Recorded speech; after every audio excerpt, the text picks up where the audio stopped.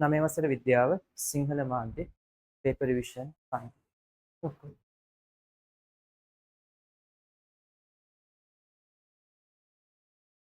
right. හොඳ. ආවනේ ඔක්කොම. හරි. right. අද මොන පේපරේත් තියෙන අපිට කරන්න.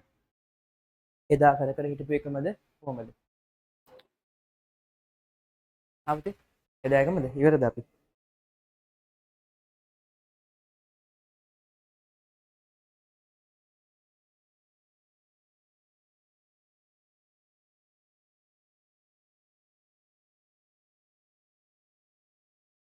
right බලමු.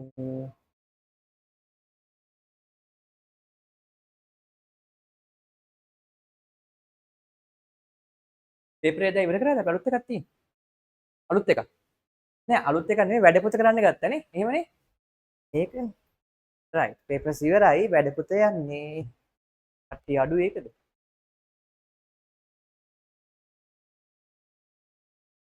කේමින්ද පේනිමු. හේතුව දා. right. දැන් අපු දෙකේමින්ද? එන්නේ මට. chat එකේ හරි දාන්න. වැඩ පොතට යමු.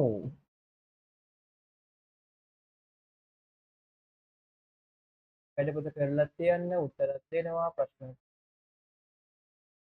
right. okay. බලන්න. කරලා ඇතිනේ වැඩ පොත. හරි බලන්නකෝ.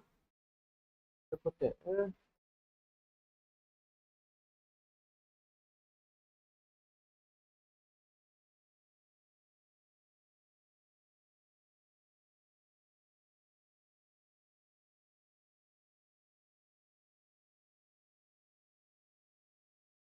එදා ප්‍රශ්න දෙකක් කරානේ.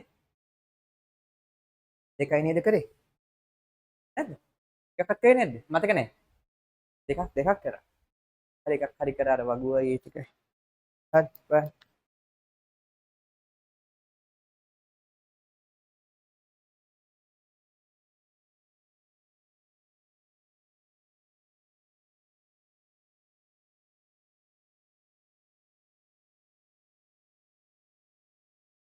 හරිද බලමු. පහ ගැන කිව්වා. සුදු ජීවීන් බහුලව දැකිය හැකි ස්ථාන පහක් ලියන්න. මොනවද ලියුවේ? කියන්න බෑ. මයික් ඔන් කරලා කිව්වා. ටක් කරලා. අමුදිද කියන්න බෑ. නාතේ මනුමි කියන්න. කියන්න පුතේ මනුමි. පස වාතයේ ජලය ගිනි කඳුල. පස්ස වාතය ජලය තව එච්චරයි.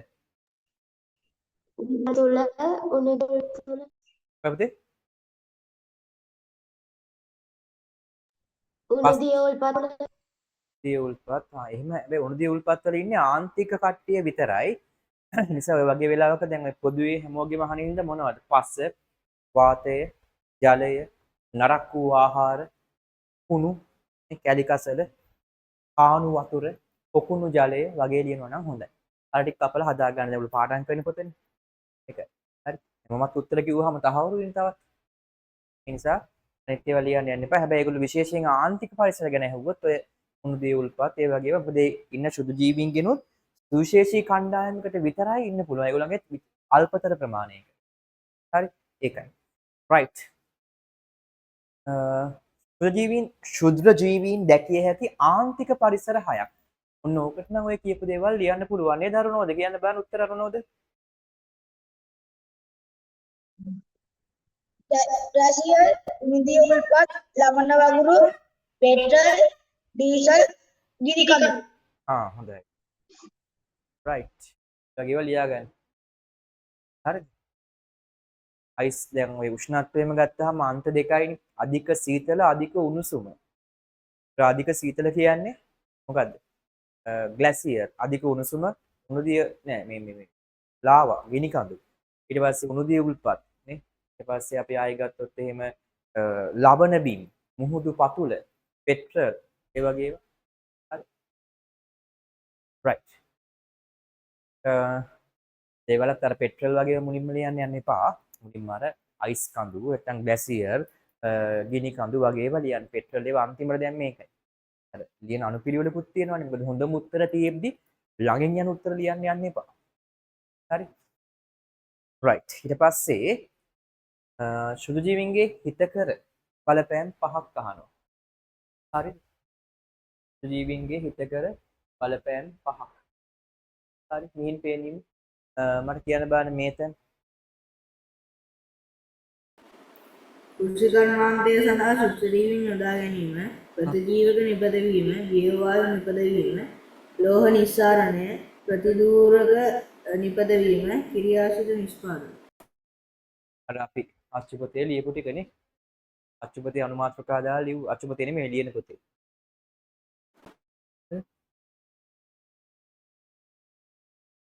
හොඳයි. බෑ.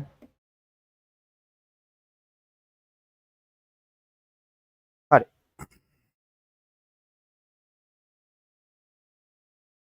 හයිනේ. එතකොට හරි.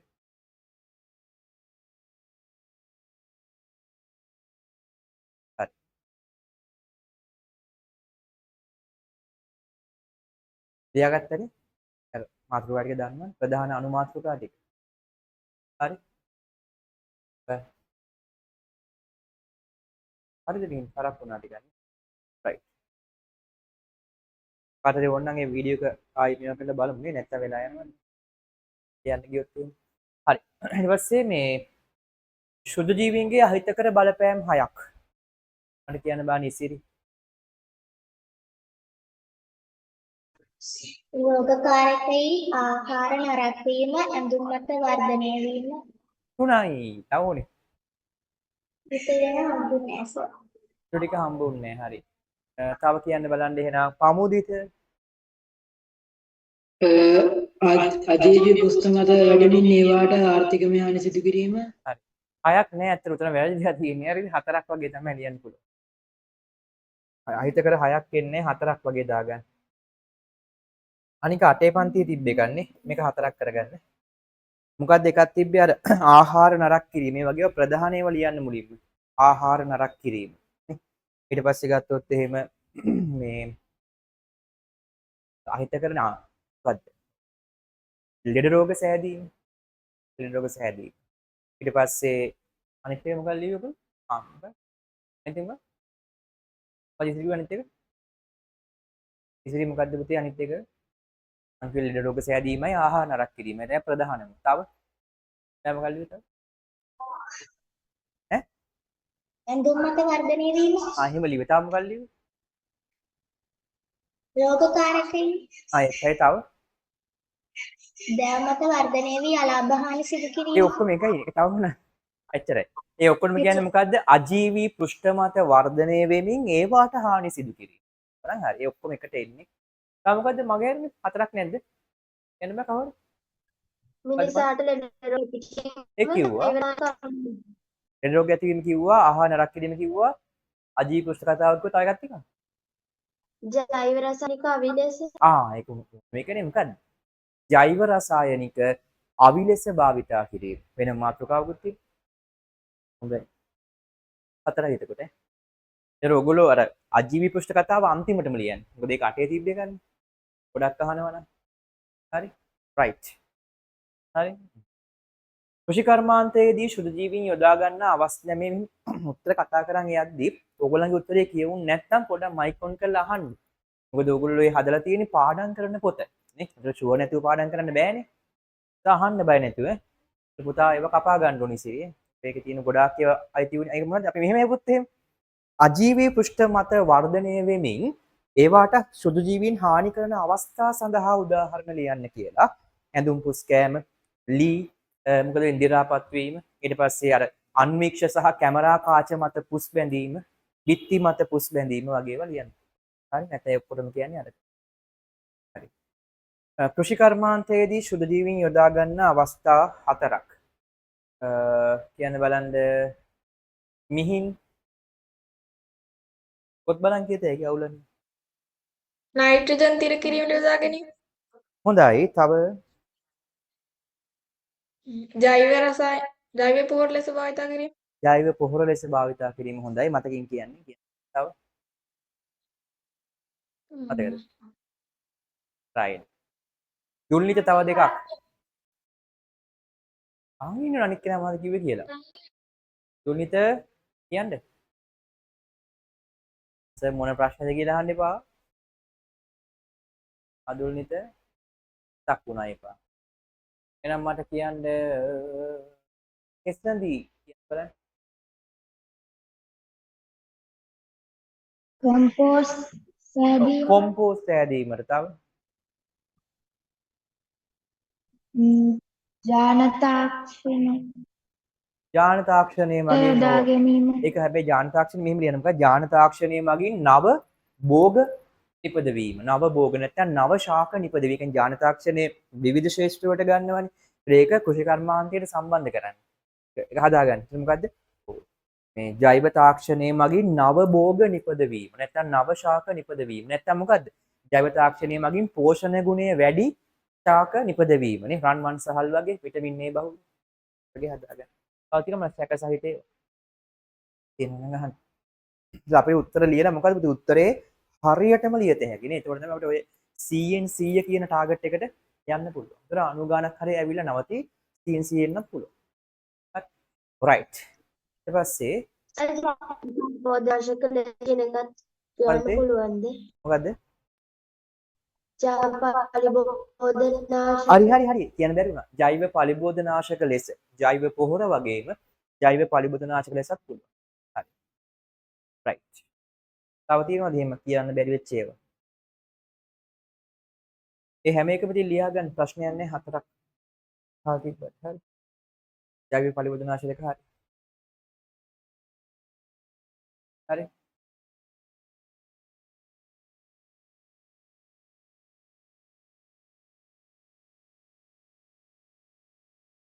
right. කෘෂි කර්මාන්තයේදී ජාන තාක්ෂණය යොදා ගන්න අවස්ථා දෙකක්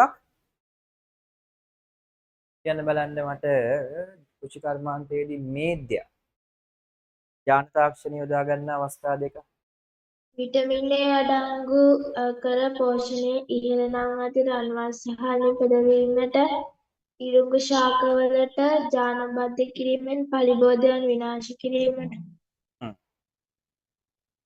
රන්වන් සහල් නිපදවීමට පිටින් කියන්න පුළුවන් කමන්නේ ඊට පස්සේ මොකද්ද කෘමි ප්‍රතිරෝධී බඩිනුගු ශාකය නිපදවීම මම එහෙම කෙටි කරගන්න ප්‍රශ්නයක් හරි කෙටියෙන් මම තියාගන්න පුළුවන් මොකක්ද එකක් රන්වන් සහල් නිපදවීම ඕන එක තාක් කරලා විටමින් A බහුල රන්වන් සහල් ඒ රන්වන් සහල් වැඩි කියලා දාන්න රන්වන් සහල් නිපදවීම ඊට පස්සේ කෘමි ප්‍රතිරෝධී බඩිනුගු ශාක නිපදවීමට තව තියෙන වෙනස් ඒවා කියන්න බලන්න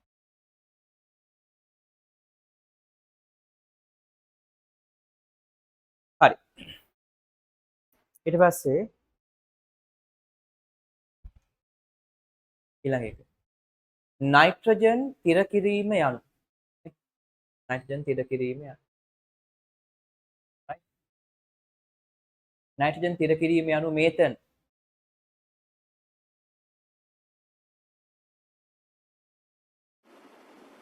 රනිල කුලයේ ශාකවල මූලගෙඩි තුල වෙසෙන රයිසෝබියම් බැක්ටීරියාව වායුගෝලීය නයිට්‍රජන් ඍජුවම ලබා ගැනීමේ ක්‍රියාවලිය නයිට්‍රජන් පිරිවීම ලෙස හඳුන්වනවා. ඒක කමන්නේ කමුදිත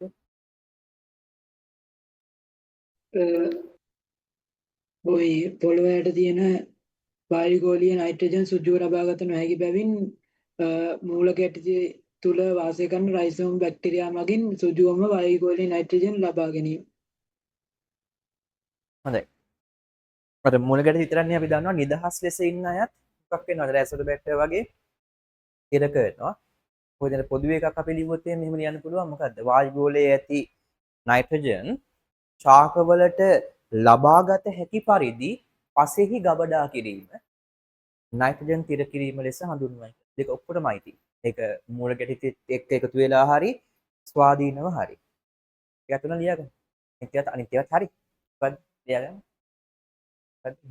වායුගෝලයේ ඇති නයිට්‍රජන් වායුගෝලයේ ඇති නයිට්‍රජන් ශාකවලට ලබාගත හැකි පරිදි වායුගෝලයේ ඇති නයිට්‍රජන් ශාකවලට ලබාගත හැකි පරිදි පසෙහි තැන්පත් කිරීම වේ.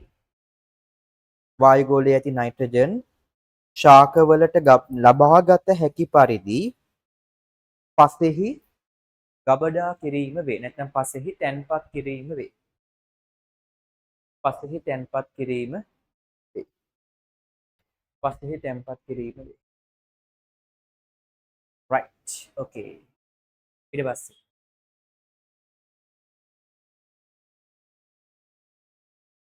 නයිට්‍රජන්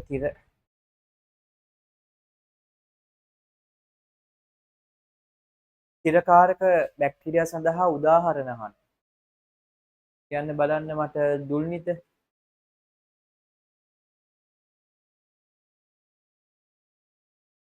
කිය.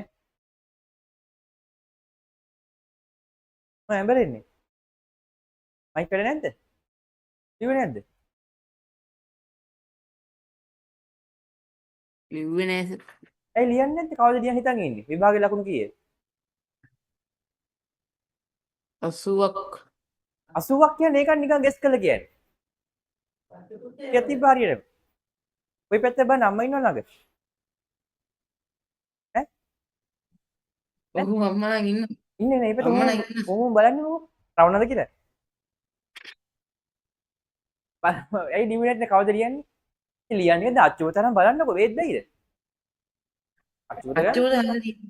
අච්චුවට ඇරලා තියෙන එක දිහා බලන්න. බලන්න මොකද බලන්න නයිට්‍රජන් තිරකාරක බැක්ටීරියා කවුද කියලා. ටක් ගාලා. අපි ඔයා බලන එක බලන් ඉන්න. බලන්න. ඉක්මන. මම පන්තියක් බලන් ඉන්න ඔයා ලියපු නැති නිසා ඈ. හරි බලන්න. රයිසෝබියම් හා. තව බැක්ටීරියා ඇසොටෝබැක්ටර් බැක්ටීරියා. ඇසොටෝබැක්ටර් බලන්න ස්පෙලිං කොහොමද තියෙන කියලා ZD ද ZOද? ඒසෙඩ්ඩෝ. ඇස්ඩෝටෝ කියලා ලියන්නේ. රයිසෝබියම් සහ ඇස්ඩෝටෝ ඔයගොල්ලෝ ලියපු තැන ලියාගන්න පිටේ රයිසෝබියම් ගාව ලියාගන්න වරහන් ඇතුලේ හැමෝම රයිසෝබියම් ගාව ලියාගන්න රනිල කුලේ ශාක සමග ලියාගන්න. හරි. ඒක ලියාගන්න එතන අනිවාර්යෙන් ලියන්න ඒක. රයිසෝබියම් ගාව ලියාගන්න රනිල කුලේ ශාක සමග සහජීවී සංගමයක් ලෙස. ඒක වරහන් වහන්න. රනිල කුලේ ශාක සමග සහජීවී සංගමයක් ලෙස. රනිල කුලයේ ශාක සමග සහජීවී සංගමයක් ලෙස. අපි මේ වැඩපොත කරන්නේ රනිල කුලයේ ශාක සමග සහජීවී සංගමයක් ලෙස වරන්. ඊට පස්සේ අනිත් එක්කෙනා ඇස්ඩෝටෝබැක්ටර් ඉසෙඩ්ඩෝ. ඇස්ඩිටෝ කියලා එක්කෙනෙකුත් තියෙනවා ක්‍රියාශීලතාවරි මොකක් හරි එකට ගත්තා. මේකත් බලන්න මම ඒ ඉසෙඩ් මේ ඉසෙඩ්ఓ. ඔය දෙන්නම MCQ කියලා ගහන් තිබ්බොත් ඔය පැටලෙනවා. ඒ ZO ඇසිඩෝබැක්ටර්ද බැක්ටර්ද නැත්නම් ඒ ZE ද කියන එක.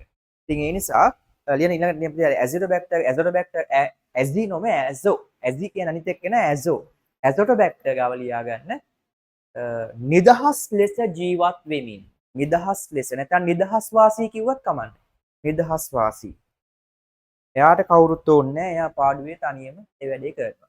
ඉතින් ඒ නිදහස් වාසී එයාව තමයි යොදන්න පුළුවන් මොකද එතන තව වරහනක් දාලා ලියන්න මොනවද ජෛව පොහොර වරහන් ඇතුලේ ජෛව පොහොර දැන් රයිසෝබියම් උත් දාන්න පුළුවන් හැබැයි රයිසෝබියම් දාන රනිල කුලේ ශාකයක් වෙන්න මේකයි මොකද එයාත් එක්ක එතන මූලේ තැම්පත් වෙන්නේ හැබැයි අරය කෙලින්ම ජෛව පොහොර ලෙස පවුඩර් එකක් වගේ වුම දාන්න පුළුවන් දාන්න එතනත් වරහන් ඇතුලේ ජෛව පොහොර කියලා හරි right ඊට පස්සේ 11ට යමු. දැන් පොත් බලන් උත්තර ලියන්න පුළුවන්. ආයේ ඒ වගේම දවසක් වෙනවා පොත් නොබලා උත්තර දෙන්නත් ඕන දවසක් ඈ. මොකද මම හරි උත්තරය කියලා එක හරියටම පාඩම් කරන්නේ. හරියටම බලාගෙන ඉන්න. හරි. ඊට පස්සේ බලමු. කොම්පෝස් පොහොර නිපදවීමේදී වැඩිපුරම දායක වන ශුද්ධජීවී කාණ්ඩ දෙක අහනවා. මට කියන්න බලන්න මිහින්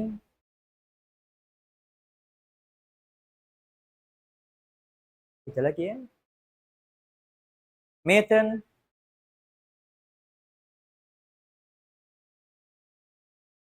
මනුමි මේතන් කියනවා ඔව් දිලීර ලියන්න බැක්ටීරියයි දිලීරයි හරි ඒක කියන්න ඕනේ බැක්ටීරියයි දිලීරයි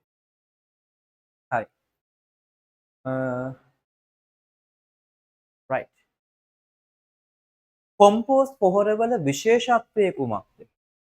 අද කොම්පෝස්ට් පොහොරවල විශේෂත්වය සිරි. පසට ක්‍රමානුකූලව ඛනිජ ලබා දී ශාක වැඩිවීමට යෝග්‍ය තත්ත්වයක් ඇති කිරීම. අන්න. පසට ක්‍රමානුකූලව පෝෂණ ද්‍රව්‍ය ලබා දී ශාක වැඩිවීමට යෝග්‍ය පරිසරයක් ඇති කිරීම. දැන් සමහර ඒවා තියෙනවා සමහර දාලා පොහොරවලට ශාකයේ පිච්චිලා යනවා. මොකද අරකේම වැඩියෙන් අඩුවෙන් එහෙම දැම්මා කියලා ප්‍රශ්නයක් නැහැ. ඒකෙන් ශාකයේ ස්වභාවික එකන්නේ. ශාකයෙන් ගන්න ගානට අවශ්‍ය ප්‍රමාණය විතරයි. ඒ රසායනික පොහොරවල තියෙන ගැටලුව ඒකනේ. ඒක 100%ක් ස්වභාවික වගේ තමයි. හැබැයි ශාකයේ ඒව අසාමාන්‍ය ලෙස උරා ගන්නවා වෙන්න පුළුවන්. අපි දාන ප්‍රමාණය වැඩි වෙන්න පුළුවන්. ඒක ගණනය කිරීමක් කරලා දාන්න ඕනේ. දැන් පිටරට කට්ටියව ගණනය කිරීම කරනවා. කරලා මං කිව්වේ ඒගොල්ලන්ගේ ගොවි පොළවල් වල පොඩි ලැබ් එකක් වගේ එකක් තියෙනවා. ඒගොල්ලොත් ලැබ් එකේ වැඩ කරනවා වගේ ආරක්ෂක ක්‍රමෝපායන් අනුගමනය කරලා ගාන්ට අරටනේ පරීක්ෂානාල ඒවා මේවා කරලා කිරලා ශාකයේ උස්ස බලලා වයස බලලා එහෙම හරි කාලෙට ගාන්ට කොහෙද මුලට දාන්න ඕනේ කොහෙද එහෙම කරලා ගණනය කිරීම කළා හරි නිසි ක්‍රමවේදයකට. මොකද ඒ රසායන ද්‍රව්‍ය ටික ඔක්කොම ආහාර බවට පත් වෙන ප්‍රශ්නයක් නෑ. වෙනසක් නෑ. ස්වභාවික සංඝටකද කෘතිමේවද කියන එක. කෘතිමේක ස්වභාවිකට සමානයි. හැබැයි ඒකේ තියෙන ප්‍රමාණය තමයි ගැටලුව තියෙන්නේ. ප්‍රමාණය. ඒකට වඩා දාන්න බෑ. මේ කොම්පෝස්ට් වල එහෙම ගැටලුවක් නැහැ. කොම්පෝස්ට් වල තියෙන්නේ ඒක දැම්මට එයා අවශ්‍ය ප්‍රමාණයෙන් උරා ගන්න. නමුත් රසායන ද්‍රව්‍ය වල තියෙන සමහර ඒවා පොළවල ගෑවෙන්න හොඳ නැහැ. හරි කඳේ ගෑවෙන්න හොඳ නැහැ. මුලේ ගෑවෙන්න හොඳ නැහැ. අන්න කියන ගොඩාක් බලන්න දේවල්. හරි. right. එතකොට හරිනේ ඒක. ජෛව පලිබෝධ නාශක යනු මොනවාද? උදාහරණයන් දෙන්න. right. අපි අවස්ථාව දෙමු මනුමිට.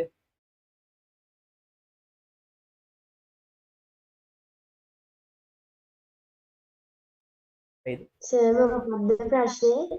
ඇයි නිදාගෙන හිටියේ මොකද කල්පනා කරගෙන හිටියේ? හරිද? ප්‍රශ්නේ කීවෙනි එකද මෙන්න මේ පැත්තේ ඉන්නේ. ජෛව පලිබෝධ නාශක යනු මොනවාද? උදාහරණයන් ලියන්න. ඇතැම් පලිබෝධකමානය සඳහා ඇතැම් ශුඩීමින් යොදා ගැනීම උදාහරණ සැපීම විනාශ කිරීමට ඕල්ටර්නේරියා බැක්ටීරියා යොදා ගැනීම. උදාහරණ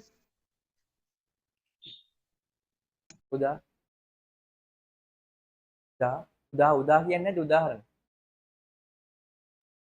උදාහරණය සැල්වීනියා විනාශ කිරීම ඕල්ටර්නේරියා බැක්ටීරියා යොදා මේතර මොනවද හොයන්නේ? අතුපතින් හොයගාලා හොයනවනේ උත්තර. නේ? උත්තර ලියලා තියෙන්නේ නැත්තම්. ලියලා තියෙන පොතේ වැඩ පොත. කියලා දීපේක හරිද කියලා බැලුවා. එහෙනම් කමන්නේ. දැන් හොයනවද කියන්නේ? නැත්නම් හොයන්නේ නැහැ. මම කියන්නේ දැන් විභාගෙටත් ඔය දැන් දීපු නැති කට්ටිය දැන් හොයන්නේ උත්තර හොයගාලා. මේ වැඩ පොත තියෙන එකේ වාසිය මොකද්ද? ඔයතර උත්තර හොයන්න දෙයක් නෑ. වේලාසනින් විභාගයට කලින් විභාග සතියේ නෙමෙයි. මොනවා කරලාද? ඒවා ප්‍රශ්න කළු පෑනෙන් ලියලා පොත් බලාගෙන නිල් පාටින් උත්තර ලියලා ඉවරයි. හරි? එතකොට ඒවා විභාගයට කලින් මොකද්ද කරන් තියෙන්නේ? ප්‍රශ්න ගාවම උත්තරේ තියෙනවා. ඒක මුලින් බලන්නේ. මුලින්ම බලන්නේ වැඩ පොත. ඊට පස්සේ සටහන් පොත. ඊට පස්සේ තවත් ඕනේ නම් මොකද්ද? අච්චු පොත. මේ පෙළ පොත. නේ? ඊට පස්සේ පේපර්ස් ටික බලන්න. පේපර් ආස්සේ. ඔය කියන සංකලනයෙන් ඔයගලන්ට හොඳ ලකුණක් નિરાයාසයෙන් යන්න පුළුවන්. નિરાයාසයෙන්. සමහර අය ලකුණු ගන්නවා මොකද්ද? ආයාසයෙන්. ඒක වෙන කතාවක්. નિરાයාසයෙන් ගන්න එකේ වාසිය මොකද්ද? විද්‍යාව වගේ ප්‍රධාන විෂයක. ඕගලන්ට ඒ ඉතුරු වෙන වෙලාව යොදා ගන්න පුළුවන් වෙනත් විෂයක් සඳහා. හරි. දැන් වටින්නේ. එහෙම නැත්නම් ඉතින් ඔයගොල්ලෝ නිවිසන්සිල්ලේ ඉන්න පුළුවන්. වෙන වැඩක් මොනවා හරි තමන් කැමති දෙයක් කර සින්දුවක් අහලා හරි සෙල්ලම් කරලා හරි අවුලක් නැහැ. ඉතින් ලකුණු වෙනවා විභාගෙට. වෙලාත් ඉතුරු ඉතින් කමන්නේ. ඒ වගේ තත්ත්වයක් හදාගන්න එහෙම පුළුවන්. කියන්නේ ලකුණුත් තියෙනවා. අර ලොකු ස්ට්‍රෙස් එකකුත් නැහැ. ඒක දේවල් වෙන බාහිරවට කර ඉන්න. මේ මට්ටම හදාගන්න. හරි.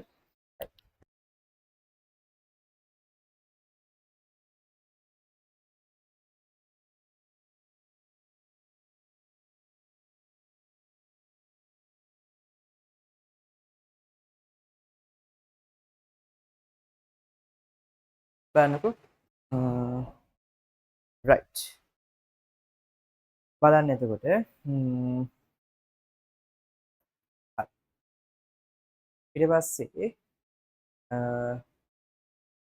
හරි. හරිනේ. ටික හරි උත්තරේ කවර මේ අධ්‍යය කියවන්න බෑ ටක් ගාලා ඒ උත්තරේ. කැඩි කැඩි ඇහුනේ. ජෛව පොහොර. නෙමෙයි ජෛව පලිබෝධනාශක. භෝග වගාවට හානි කරන කෘමි පරිමෝධකීන් මර්ධනය සඳහා සුදුජීවීන් යොදාගන්න. right. හරි. උදාහරණේ සෙල්වීනියා කියන ජලද පළාතය විනාශ කිරීමට අල්ටර්නේරියල් දිලිරිය භාවිත කරනවා. කොහොම එම්ම තිබ්බ එකක් අච්චුවත අපේ සටහන්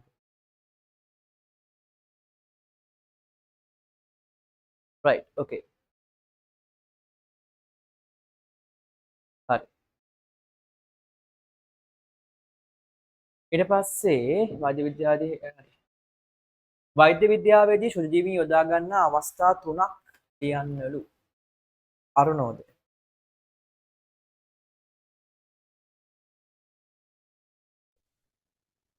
ප්‍රතිජීවක නිපදවීමට ප්‍රතිශක්තිකරණයෙන් නම් නිපදවීමට ප්‍රතිදූලක නිපදවීමට right හරිද බෑන් එක තව කෙනෙක් කියන්න බෑන්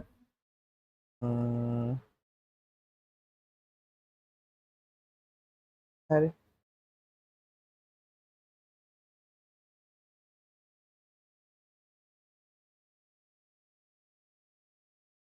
හරි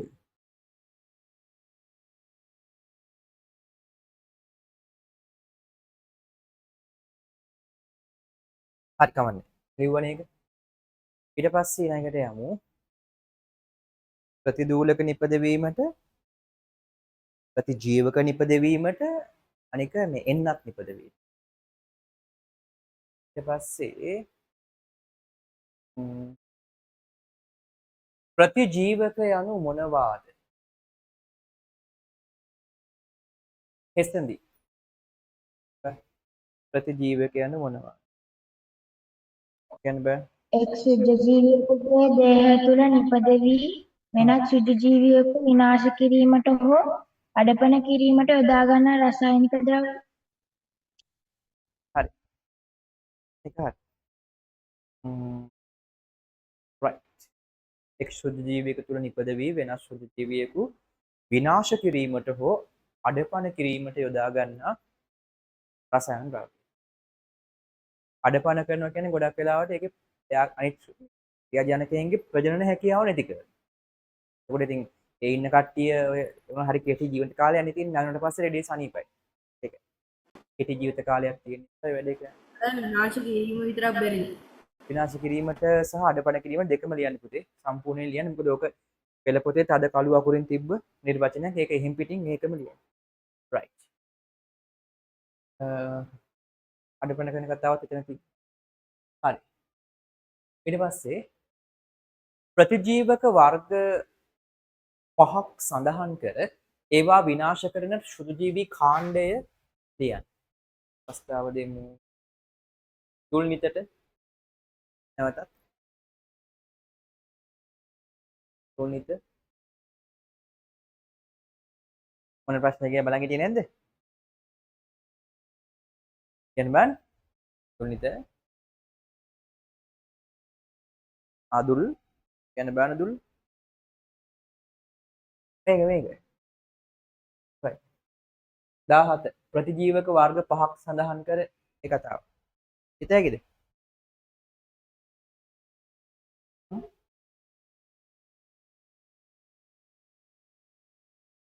ඇයිද ඇහෙන්නේ නැද්ද එහෙනම් තුල්නිත කියන අතුපතේ තියෙන ලස්සන වෙන තැනක කියන්න බෑ ප්‍රතිජීවක වර්ග 5යි එයා විනාශ කරන සුරජීවී කාණ්ඩය හතරක් එකක් විනාශ කරා එක්කෙනෙක් තව જાතියක් විනාශ කරා මතක නැහැ පමුදිත මයික් එකට නෑ එම් මොකද පාර අදා ගන්න පමුදිත penicillin, amoxicillin, tetracycline, erythromycin වැනි ප්‍රතිජීවක මගින් බැක්ටීරියා විනාශ කරනවා. තව ග්‍රීසියෝෆුල් වින් එකෙන් දිලීර විනාශ කරනවා. right දූ නෙමෙයි හරි ප්‍රතිශක්තිකරණ එන්නත් වර්ග හතරක් සඳහන් කර ඒවා කුමන රෝගවලට එරෙහිව භාවිතා කරන්නේ දැයි සඳහන් කරන්න right සඳහන් කරුම් බලන්න right ඇතිලෙන් අපි අවස්ථාව දෙමු අරුණෝදට සර් ඇහෙනවද? එනවා පුතේ හරි සර්. අදවන දොරගත සුදු ජීවීන් පෝලියෝ සර්ෝග සරම්ප මියගේ සුදු ජීවීන් කොලරාව තායි සෝ විචාරණය කරන ලද සුදු ජීවීන් පිටගැස්ම ගල බඩල සුදු ජීවී දේහ කොටස් භාවිත කර දාන ඉන්ජිනේරු තාක්ෂණය නිපදවන එන්න හෙපටයිස් B hepatitis B හරි පෙළ පොතේ තියෙනවා ඕක හොඳටම මතක තියාගන්න මොකද හැම එකම පටල වෙන්නේ නැතුව මොකද ඕක කෙටි ප්‍රශ්න පත්‍රයට අහනවනේ මෙන්න මේ ක්‍රමයෙන් හදන එන්නත මොකද්ද කියන එක අපුරටම දැනන් ඉන්න එපා නැත්තම් බෑනේ නේ හරි right ඊට පස්සේ ඕකේ ඊපස්සේ දූලක යනු මොනවාද කියලා අහනවා දූලක කියන්නේ මොනවද කියලා මට කියන්න බලන්න නේද්‍ය ව්‍යාධිජනක බැක්ටීරියා මගින් නිපදවන ධාරකයාගේ ක්‍රියාකාරීත්වයට හානි පමුණුවන ජෛව රසායනික ද්‍රව්‍ය. හරි ඒව කෙලින්ම අච්චු පොතේනේ ඊට වචන විදිහට තිබ්බේම 9 පස්සේ පළවෙනි පාඩමේ ලොකු පාඩම ලොකුයි ඒක ටෙස්ට් ගොඩකට ගියා ඒක අපි අනුමාත්‍රකාවට කඩලා පුළුවන් තරම් කෙටි සටහනක් විදිහට ඕගලන්ට දුන්නානේ වෙනම පෙළ පොතේ විදිහටම නැතුව අලුතෙන් ආපහු වීඩියෝ බැලුවාම ඒක හරි රයිට් ඊට පස්සේ මේ දූලක ප්‍රතිදූලක යනු මොනවාද උදාහරණයක් ලියන්න කියමු බලන්න ඉසිරි මෙම දූලක විෂහරණය කර ප්‍රතිදූලක නම් වේ. උදාහරණ පිටගැස්ම එන්නත. මේම කතාව ලියන්න එපා ඕක විතරක් යන්න ලියන්න දූලක විෂහරණය කරන කතාව විතරක් ලියන්න මේම කතාව අයින් කරන්න විෂහරණය කරන ලද දූලක ප්‍රතිදූලක ලෙස හැඳින්වේ ඇන්ටිටොක්සික් හරි විෂහරණය කරලා තියෙන උදාහරණ පිටගැස්ම එන්නත පිටගැස්ම අතනක් තිබ්බා කලින් සාමාන්‍ය එන්නත් වර්ගවලත් හරි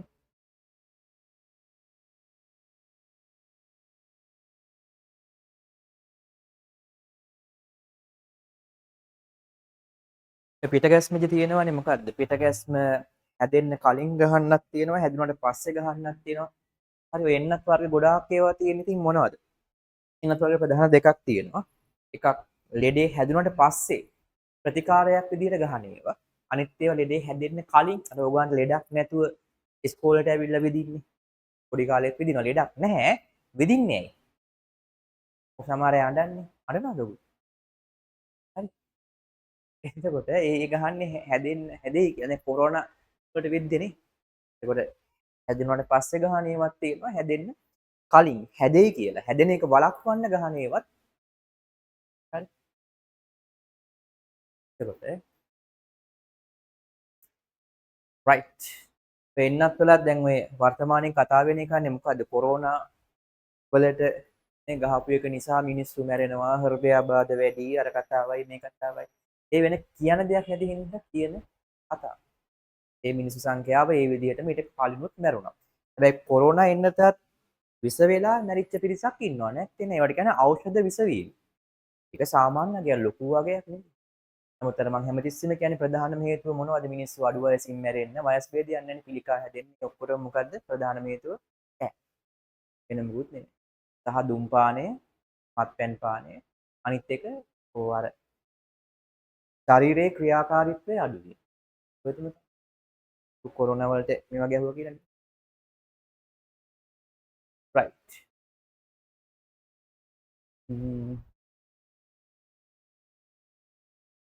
ප්‍රතිදූලක යනු මොනවා? හරි. කාර්මික ඊට පස්සේ කාර්මික ශුද්ධ ජීව විද්‍යාව යනු අපි මිහින්ට දෙමු අවස්ථාව.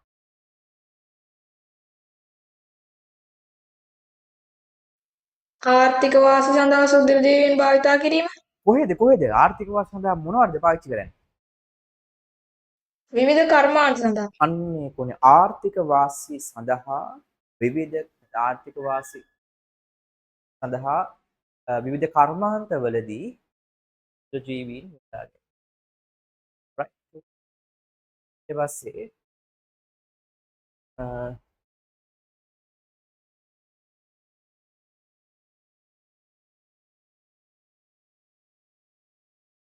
සුදු ජීවීන් යොදා ගන්නා කර්මාන්ත 7ක් අහනවා. මේතන කියමු 7ක්.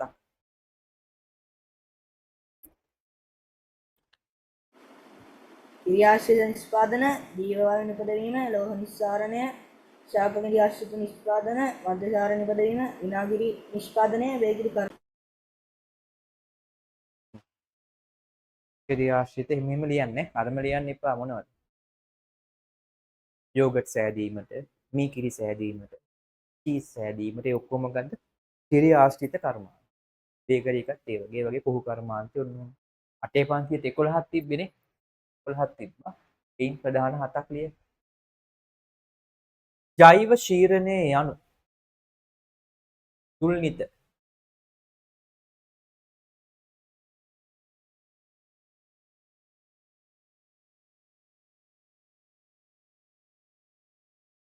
ජෛව ශීරණය යනු ඒ විභාගයට ඇහුවොත් කොහොමද ලියන්නේ? මතක තියෙන්න ඕනේ නැත්නම් පොත පෙළෙන්න හොයාගන්න පුළුවන් ටක් ගාලා කොහොමද මේකෙන් පේනවා අපිට වැඩ පොත හදන එකේ වාසිය. අන්න ඒක හෙව්වම අමාරුයි හොයාගන්න. කියන පොතේ නම් හැබැයි ඇති. එස්සෙන්ද කියන්න බලන්න. එස්සෙන්ද කියන ජෛව ශීරණය ලෝහ නිස්සාරණයට ශුද්ධ ජීවීන් යොදා ගැනීම. අයනේ මිහින් එක නේද? ඔව්. ලෝහ නිස්සාරණය සඳහා ශුද්ධ ජීවීන් යොදා ගැනීම. ලෝහයක් නිස්සාරණය කරනවා කියන්නේ මොකක්ද? දන්නා ලෝහයක් පොළව ඇතුලේ ලෝහයේ විදිහටම පැවතිලා ගන්න අවස්ථා තියෙනවා. ඊට අමතරව ගොඩක් ඒවා පසුත් එක්ක මිශ්‍ර වෙලා තියෙනවා. ඒක අර පස් සහ වෙනත් අංශු අයින් කරලා ලෝහය විතරක් වෙන් කර ගන්නවට කියනවා ලෝහ නිස්සාරණය.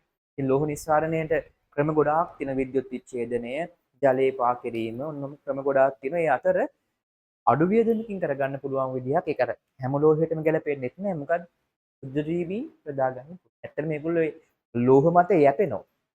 යැපිලා ඒ ඉතින් අපද්‍රව්‍ය මත යැපෙන්නේ.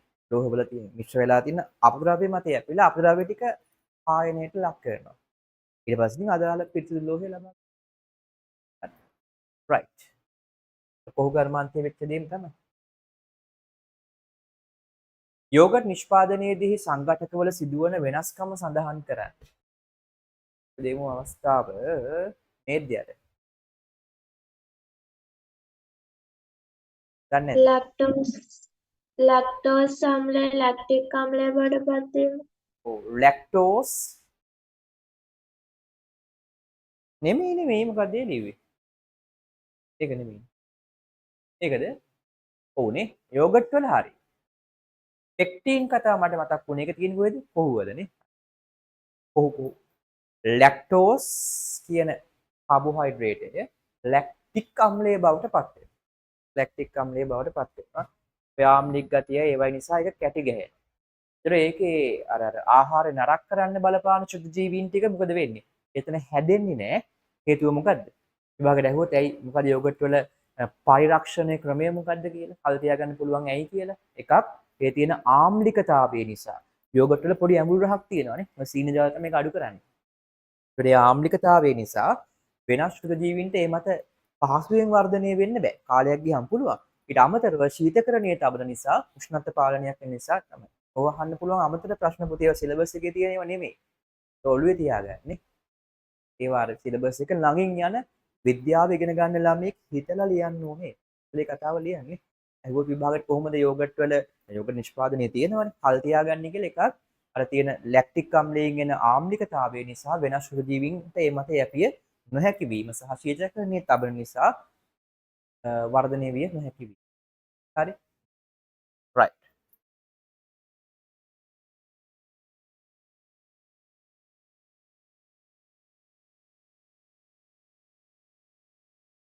okay.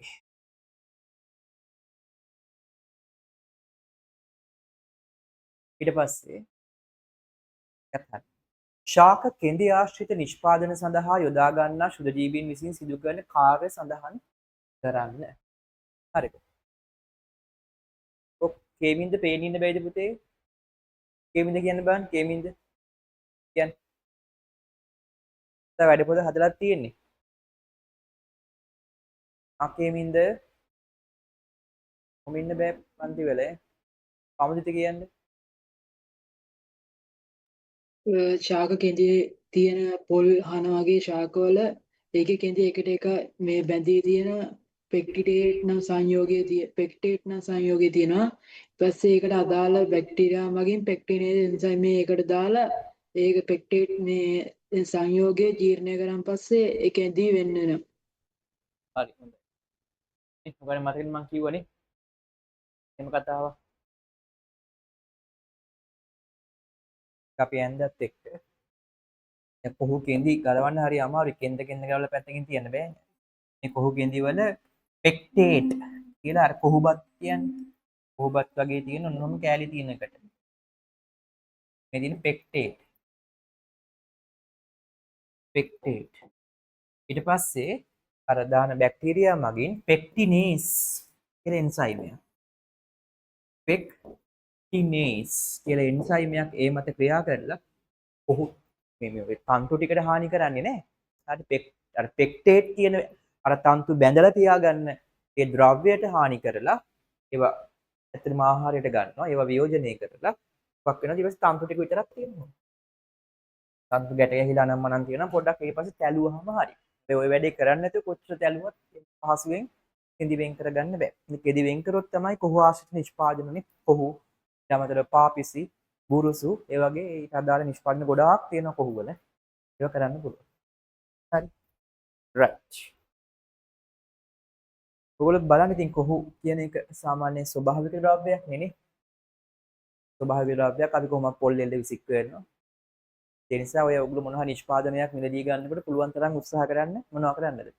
ඒ අදාළ වැඩේම කරන්න පුළුවන් ස්වභාවික දෙයක් තියනවද කියලා බලන්න. ඊට පස්සේ හුරු වෙන්න මොකක් කරන්නද? ඒ ස්වභාවික දේම මිලදී ගන්න එක පරිහරණය කරන. ඒක පරිසරයටත් හොඳයි. අපේ සෞඛ්‍යයටත් හොඳයි. හරි. right. බලන්න. පහත කර්මාන්ත සඳහා යොදා ගන්නා ශුද්ධ ජීවීන් එක්කෙනා ගානේ සහ දෙන්න ගානේ තියෙන ඔක වැඩි අහන එකක් නම් නෙමෙයි ගොඩාක් බර දෙන්න එපා. ඒත් කියන්න බෑනේ පුතේ ඉස්කෝලෙන් වගේ පේපර්ස් හදන වෙලාවට ගුරුවරු සමහර අය දානවා ඕක. හරිද? ඒ නිකන් දැනගෙන ඉන්න ඒ ගහලක් තියෙන මතක තියාගන්න එපා කියලා නම් හැබැයි ඉතින් මෙහෙම දෙන්න බැරි කමකුත් නැහැ. කොහොමද?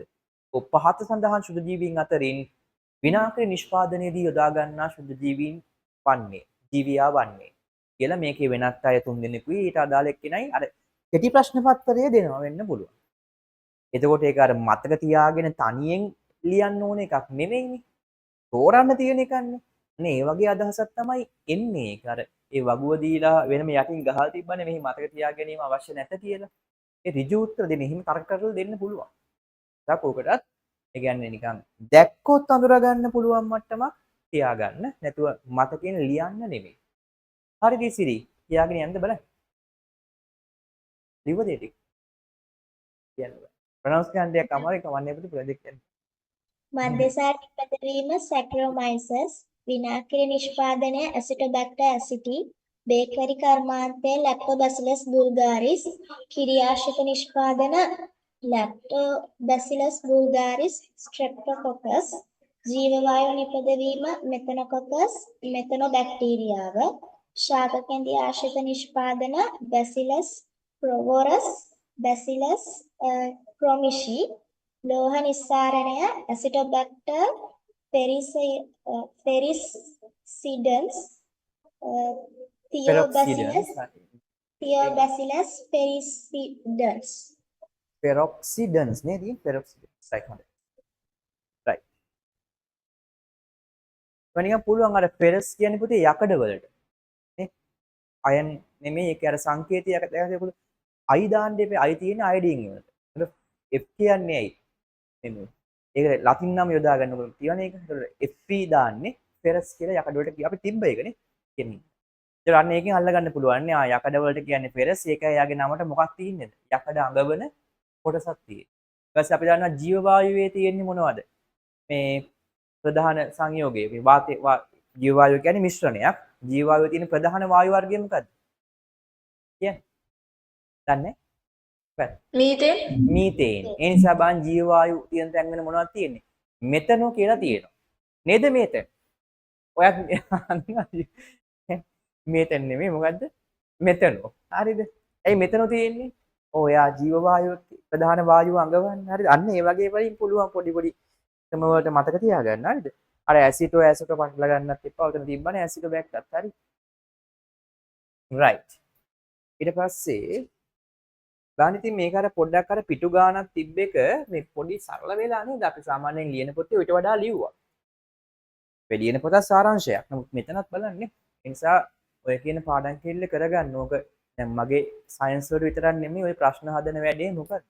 අනිත් විෂයන් වලටත් යොදා ගන්න. ගණන් වලටත් පුළුවන්ද? පුළුවන්. ගණන් වල මූලික රටා තියෙන. ඒ කියන්නේ ඒ ප්‍රධාන මාතෘකාවේ ප්‍රධාන තීර ටික ප්‍රශ්න විදිහට හදන්න. ඊට පස්සේ ඔය ඒකේ ගණන් රටා ටිකත් මොනව කරන්නද? අර පීඩන පාඩේ මන් දීලා තියෙන්නේ. ඒ කියන්නේ එක ගණන් වර්ගයකින් එකයි. එහෙමම හදලා ගොඩක් අර ගුරුතුරු පන්ති ගණනෙත් එහෙමයි. ඔයගන් තේරෙන මේ පන්තියේ ඒ කියන්නේ මේ ගානයි දෙකම එකයි ඉලක්කම මාරු වෙලා විතරයි. එතන එකකින් එකක් කියන්නේ.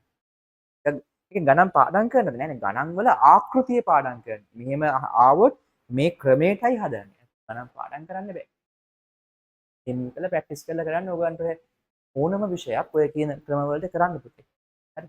හරියනවා. සහ ඒ අනිත් ගුරුතුරුනුත් එක එක ක්‍රම කරයි කියයි. මේ ඔක්කොම සංකලනයක් තමන් අනුගමනය කරයි. හරි. මගේ සංකලනය. හරි. බලන්න අපි යමු 27ට. ජෛව ප්‍රතිකර්මණය යනු කුමක්ද දුල්නිත? පුළුවන්ද කියන්න? ජෛව ප්‍රතිකර්මණය යනු පරිසර දූෂක ඉවත් කිරීම සඳහා ශුද්ධ ජීවීන් යොදා ගැනීම. නියමයි. පරිසර දූෂක ඉවත් කිරීම සඳහා ශුද්ධ ජීවීන් යොදා ගැනීම. හරි. ඊට පස්සේ අපි යන් ඊළඟට. හරි. right. ඊට පස්සේ right. ජෛව ප්‍රතිකර්මණයේ භාවිතා කරන අවස්ථා 4ක් මිහින් කියමු.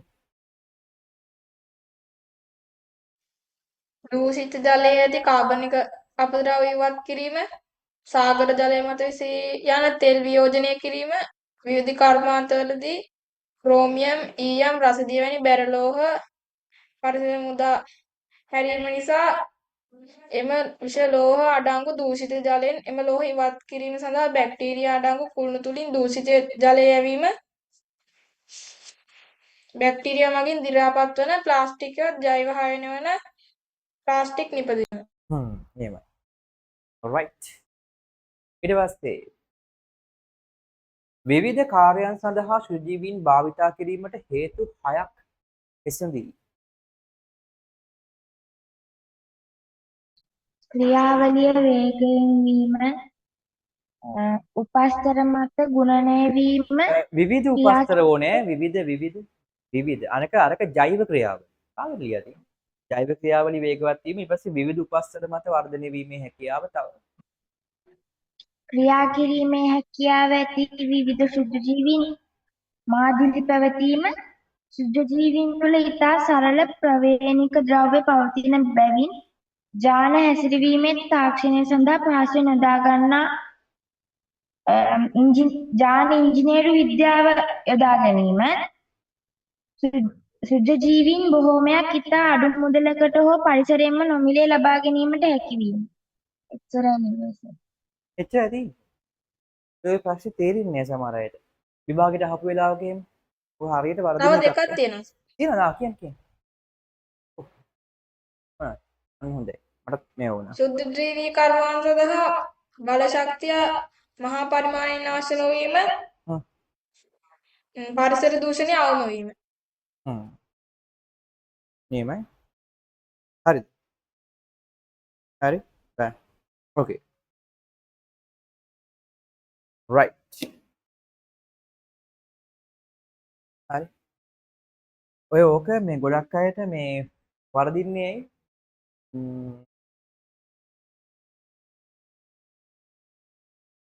ප්‍රශ්න කොහොමද අහන්නේ සාම?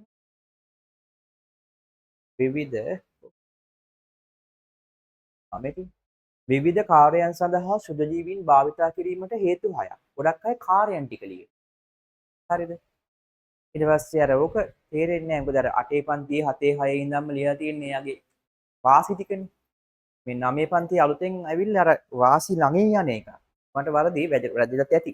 ඔකෙන් අහන්නේ මොකද්ද? ඒගොල්ලෝ යොදා ගන්න අවස්ථා නෙමෙයි මොකද්ද? ඒ සුදු ජීවීන් ඔච්චර බහුත් දැන් ශේෂ්ඨ කීයක් නම් තිබ්බද? ඇයි මේ වෙනත් ජීවීන් ඉන්නේ නැද්දී සුදු ජීවියම යොදාගන්නේ? යොදා ගන්න අවස්ථා නෙමෙයි. ඇයි යොදාගන්නේ? එහෙනම් වෙනත් ජීවීන්ගේ නැති සුදු ජීවියාගේ තියෙන විශේෂ ලක්ෂණ ටික ලියන්න. දැන් මම මේ අවස්ථාවේ පුතේ පැහැදිලි කරන්න යන්නේ.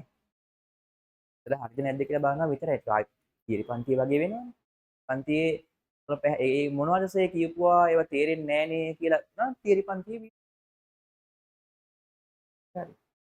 ඒවට හරිද කියලා බලනවා විතරයි මේ පන්තියට. හැම එකටම සීමා තියෙනවානේ. කෙටි කාලෙකින් කරන්න හරි. එහෙනම් අදට ඇති. ඔගේ ඉතුරු ටික පොඩ්ඩක් වෙනත් පැත්තකට යන්නේ අපි ඒක බලමු. හරිද? අපි ආයි හම්බෙමු සෙනසුරාදා තියරි පන්තියේ උදේ 11:00. හරි. හැමෝටම තෙරුවන් සරණයි. God bless. ආයිබෝවන්. අයිබෝවන් sir. Bye, sir. Good night. Thank you, sir. Okay, bye.